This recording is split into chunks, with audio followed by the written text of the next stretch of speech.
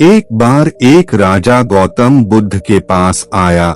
आश्रम में बहुत भीड़ थी। तभी राजा ने बुद्ध से आग्रह किया कि वह उनसे एकांत में कुछ कहना चाहता है। अब बुद्ध बोले, सर्वत्र एकांत है और तुम्हें जो बोलना है वह यही बोलो। तब राजा बोला कि मैं संन्यास लेना चाहता हूँ। यह सुनकर बुद्ध थोड़ा गंभीर हो गए। वे बोले कि तुम्हें सन्यासी होने के लिए और दीक्षा देने से पहले मेरी एक शर्त का पालन करना होगा। राजा ने कहा कि जब दीक्षा लेनी है और संन्यास्त होना ही है तो सब शर्तें मंजूर है।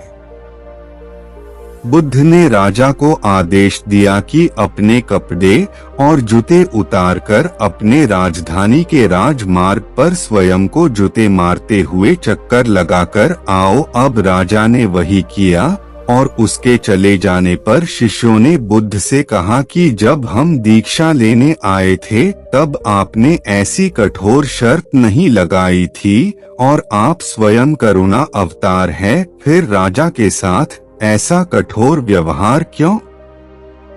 जब तुम लोग संन्यास लेने आए थे तो तुम्हारे अहंकार बहुत बड़ा नहीं था, इसलिए तुमसे द्वार द्वार भिक्षा मांगकर ही काम बन गया था। पर यह तो राजा है और इसका अहंकार भी बड़ा है, इसीलिए महारोग की दवाई भी अधिक शक्तिशाली होनी चाहिए। और राजा जब इस दशा में अपनी ही प्रजा के सामने से गुजरेगा तो उसका अहंकार खत्म हो चुका होगा।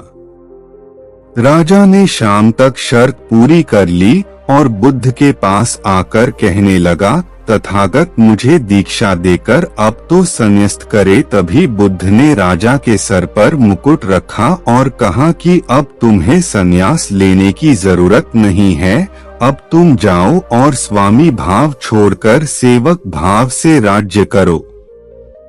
इस कहानी से हमें यह सीख मिलती है कि कभी भी जीवन में ज्यादा घमंडी नहीं बनना चाहिए, क्योंकि वही हमारे दुर्लभ और असफलता का कारण होता है। दोस्तों, आपको यह कहानी कैसी लगी? आप इससे क्या सीखा? नीचे कमेंट बॉक्स में हमें बताएं और अपने दोस्तों से इसे अवश्य शेयर करें ताकि अधिक लोग गौतम बुद्ध की सभी कहानियां सुन सकें। मिलते हैं अगली कहानी में, तब तक के लिए अपना ख्याल रखिएगा। धन्यवाद। नमो बुद्धाय।